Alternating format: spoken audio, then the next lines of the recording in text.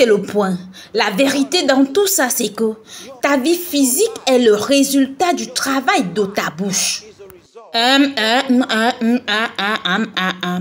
Tout ce que tes yeux voient, tu dois manger. Tu sais, quelqu'un devient de plus en plus gros et dit « Je ne comprends pas ce qui m'arrive ».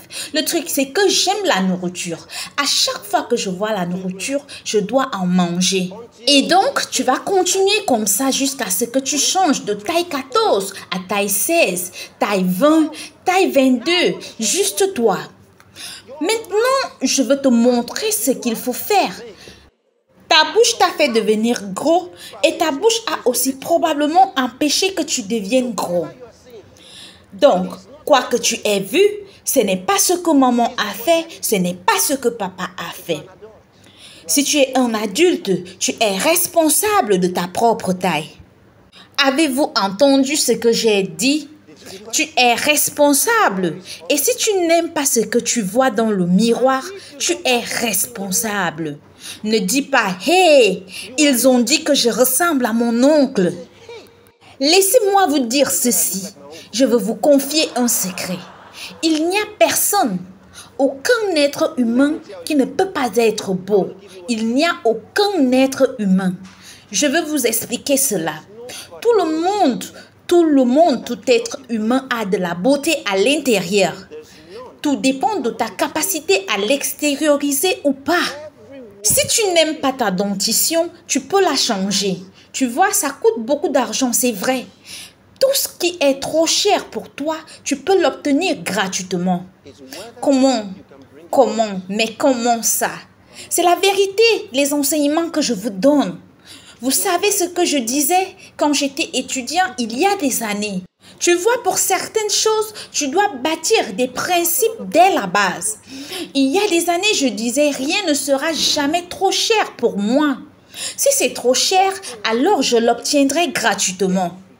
Et certains ne comprenaient pas ce que je disais, mais j'avais cette mentalité et cette mentalité a dû se construire dans ma conscience. Jésus n'est pas mort pour rien. Gloire à Dieu. Alors, tu as l'habitude d'utiliser ta bouche tous les jours. Ta bouche fonctionne. Tous les jours, la nourriture, la boisson, seulement toi. La bouche continue de travailler, travailler et travailler. Je veux que nous changions l'objectif de ce que nous faisons avec la bouche parce qu'il y a un but plus élevé pour ta bouche, plus que de manger et de boire. Es-tu conscient qu'il y a des gens à l'hôpital qui n'utilisent pas leur bouche pour la nourriture?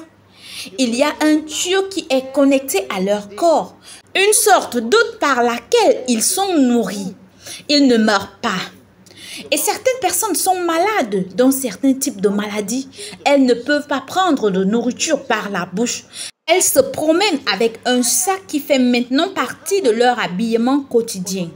Vous ne le voyez pas, il est à l'intérieur de leur veste, accroché quelque part dans leur corps. C'est connecté à leur corps. Elles sont comme des voitures que vous conduisez. À la station d'essence, vous branchez quelque chose pour faire le plein. Elles aussi, elles arrivent quelque part et elles branchent quelque chose et alimentent ce sac avec de la nourriture. C'est tout fluide et puis ils partent et se sentent normaux. En se déplaçant, ce sac qui est connecté au corps les nourrit. Ils ne mangent jamais rien par la bouche. Ils ne peuvent pas. Ça, c'est la maladie. Vous savez, à l'école de la guérison, nous voyons toutes sortes de choses. Toutes sortes de choses. Vous serez étonné que les gens souffrent autant. Mais la raison pour laquelle je dis cela, c'est pour te faire savoir que ta bouche ne t'a pas été donnée que pour manger et boire. Et pour certains d'autres, ils n'utilisent leur bouche que pour maudire les gens. Et eux-mêmes le reconnaissent en disant très souvent « ma bouche si je la mets sur toi ». Ils sont même fiers des mauvaises choses qui sortent de leur bouche. Tu connais ma bouche? Si ma bouche, et il rit en disant, ma bouche peut me mettre dans le pétrin. Ta bouche t'a déjà mis dans le pétrin. Ce n'est pas qu'elle peut te mettre dans le pétrin, tu es déjà dans le pétrin. Maintenant, on parle de comment s'en sortir. Gloire à Dieu. Écoute-moi, la parole de Dieu, tu n'as pas besoin de te tenir devant une foule pour l'utiliser. La parole de Dieu est pour toi afin que tu l'utilises pour ta vie chaque jour. Écoute-moi. Écoute, lorsque tu décides de prier, tu commences. Oh Père, Père, bénis-moi ce jour. Oh Père. Ça, c'est pleurer. Ce n'est pas une prière chrétienne. Je connais des gens qui pensent que c'est de l'humilité quand ils prient. Ils se mettent à pleurer. Oh Père, nous ne sommes rien devant toi. Oh Père, si tu veux même tombe et pleure, rien ne changera. Des gens prient comme ça depuis si longtemps sans que leur vie ne change. Ce n'est pas du christianisme. Je vais vous montrer quelque chose. Imagine que tu as beaucoup d'argent et que tu vois un jeune homme, peu importe, ça peut aussi être un adulte, avec des haillons et il a l'air si mal en point qu'il pleure et tu lui demandes quel est le problème. Et il te répond, j'ai été chassé de la maison et je n'ai plus nulle part où aller. Et puis, vous lui dites, où est la maison? Il te montre l'endroit et des gens vivant là lui disent qu'ils ne veulent plus de lui et ils ne l'aiment pas et qu'ils doivent s'en aller, ils ne voudraient plus le voir dans le coin. Et tu lui dis, ok, tu sais quoi? Ce que je vais faire, c'est acheter cette maison pour toi. Et puis tu achètes la maison, tu l'amènes chez les avocats, ils signent tout à son nom, tu reviens, tu éjectes tout le monde, ils s'en vont tous. Et alors tu mets de l'argent dans son compte pour lui. Et puis tu lui dis, à partir d'aujourd'hui, tu n'as plus de problème. Cette maison est à toi. Il dit, merci monsieur, merci monsieur, merci monsieur. Puis, après avoir dansé et dansé et dansé, 3 mois plus tard, tu passes dans ce quartier, tu le vois en haillons de la même façon que tu l'avais vu il y a 3 mois.